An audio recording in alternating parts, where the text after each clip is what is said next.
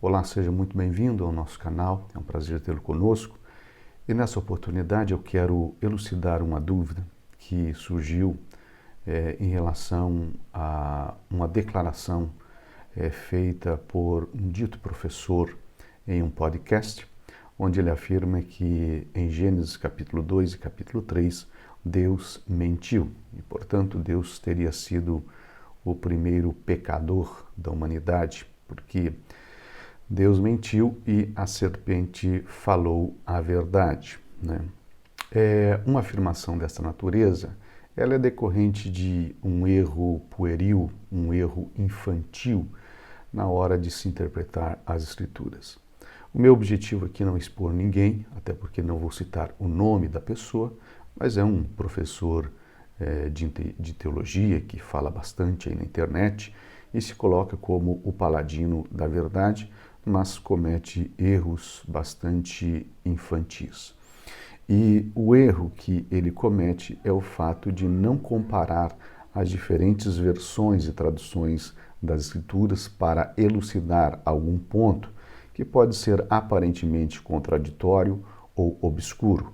E essa é a primeira regra, uma das primeiras regras, ou uma das regras elementares da hermenêutica bíblica. E o dito professor se coloca como um grande hermeneuta, quando na verdade erra no básico do básico. Por quê? Durante o programa, esse professor ele faz a leitura do texto, mas ele lê apenas uma versão, que é a revista e Almeida Revista e Atualizada. Acompanhe comigo na tela os trechos que ele leu e a conclusão que ele chegou acerca de Deus ter mentido, lá em Gênesis capítulo 3. Gênesis capítulo 2, versículo de número 17, a Bíblia diz, Deus falando para o homem, né, e a mulher, ele diz: mas da árvore do conhecimento do bem e do mal não comerás, porque no dia em que dela comeres, certamente morrerás. No capítulo de número 3, versículo de número 3, quando após a mulher ser interrogada, questionada pela serpente, no versículo 1, quando a serpente diz: não comereis de toda a árvore do jardim, a mulher responde no versículo 3 dizendo: mas disse Deus, dela não comereis, nem tocareis nele, para que não morreis. Então disse a serpente à mulher: é certo que não morrereis, porque Deus sabe que no dia em que dele comerdes, se vos abrirão os olhos, e como Deus sereis conhecedores do bem e do mal. E aí a gente acompanha o desenrolar dos versículos, onde a mulher lança a mão do fruto, come e dá ao seu marido, e evidentemente que os seus olhos se abrem e eles percebem que estavam nus, né? E ao ouvirem a voz de Deus, eles se escondem no jardim.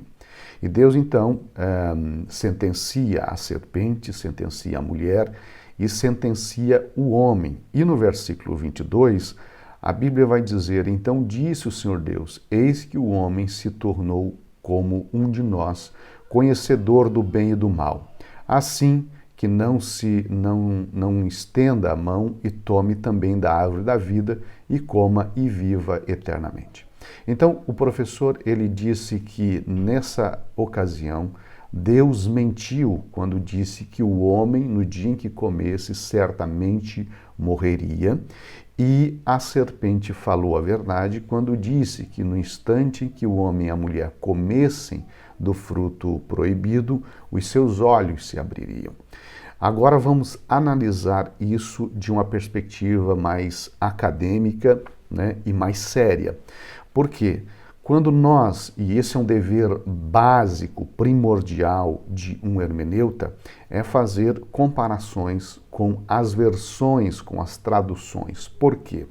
Quem já fez o trabalho de traduzir um texto, seja do hebraico, seja do grego, seja do latim, seja do inglês para o português, vai perceber a dificuldade que tem muitas vezes em relação a um artigo, a um verbo, a um substantivo e assim por diante. Por isso é importante você fazer muitas vezes um comparativo entre o texto original e o texto traduzido, ou um comparativo entre as diferentes traduções para ver as possíveis inconsistências que possam haver no momento da tradução. Nesse sentido, eu vou fazer um comparativo aqui para você entender o que eu estou falando.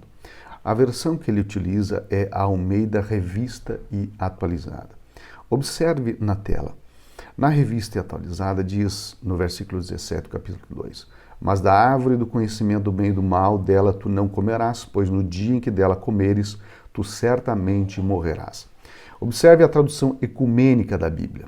Mas não comerás da árvore do conhecimento do bem, do que seja bom ou mal, pois desde o dia em que dela comerdes, tua morte estará marcada. Então veja que esse versículo, ele nessa tradução, ele dá um outro sentido, não o sentido da Revista e Atualizada, porque a Revista Atualizada dá a impressão de que no instante em que o homem comesse do fruto proibido, naquele mesmo instante ele morreria.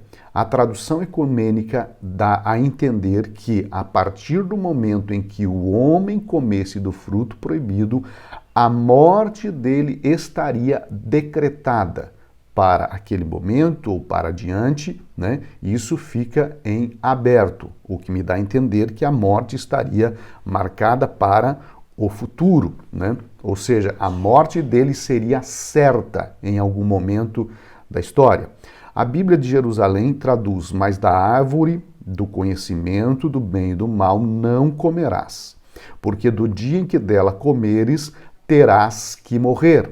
Então veja que a sentença aqui é que, a partir do momento em que o homem comesse do fruto proibido, ele teria que morrer. Isso não implica que a morte seria imediata após terem comido do fruto proibido. Ele, usando também a Almeida Revista e Atualizada, no capítulo 3 e o versículo 3, diz, mas da árvore do conhecimento do bem e do mal, dela tu não comerás. E essa é uma resposta que a mulher dá à serpente, né? Pois no dia em que dela comeres, tu certamente morrerás. Mas a tradução ecumênica da Bíblia vai dizer, Deus disse, a mulher falando, né? Deus disse, dela não comereis e não tocareis para não morrerdes. Observe que a tradução ecumênica da Bíblia deixa claro que a morte não seria algo imediato após eles terem comido do fruto proibido, mas a morte viria sobre eles em algum momento. A Bíblia de Jerusalém, do mesmo modo, né? Capítulo 3, versículo 3, quando a mulher responde à serpente, ela vai dizer, Deus disse, dele não comereis e nem tocareis sob pena de morte.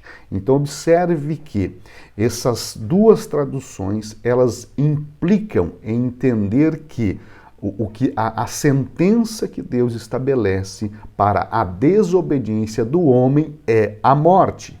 E aí Paulo vai falar lá em Romanos que por um homem, Adão, a morte entrou no mundo. Ou seja, Adão, ele por meio da sua desobediência, trouxe a morte do mundo.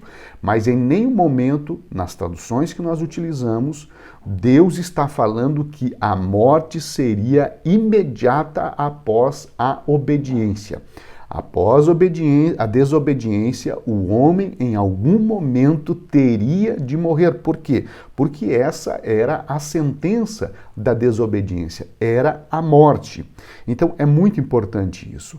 Quanto ao fato de Deus ter omitido aquilo que a serpente fala no versículo 4, isso não implica em que a serpente tenha falado a verdade e Deus tenha mentido, porque omissão de um conhecimento não é mentira.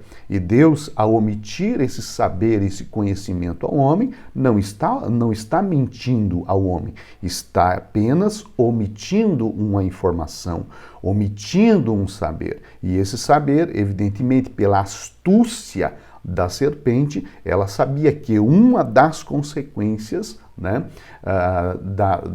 do homem comer do fruto, ele conheceria o bem e o mal. A partir daí, ele tomaria consciência, né, da moralidade, do que era certo e do que era errado, e esse conhecimento do que era certo e do que era errado, evidentemente, é um atributo, né, de Deus. Esse conhecimento mais aprofundado seria um atributo exclusivo de Deus naquele momento. E o fruto proibido daria ao homem esse conhecimento, né, semelhante ao conhecimento de Deus, né?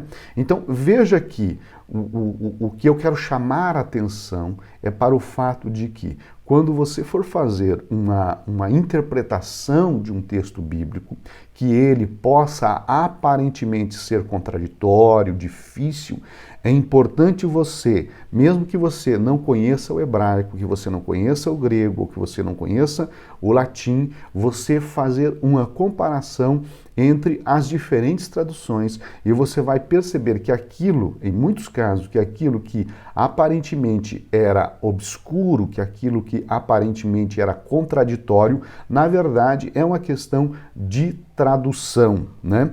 Por quê? Porque já falei no início, a tradução de um texto é difícil.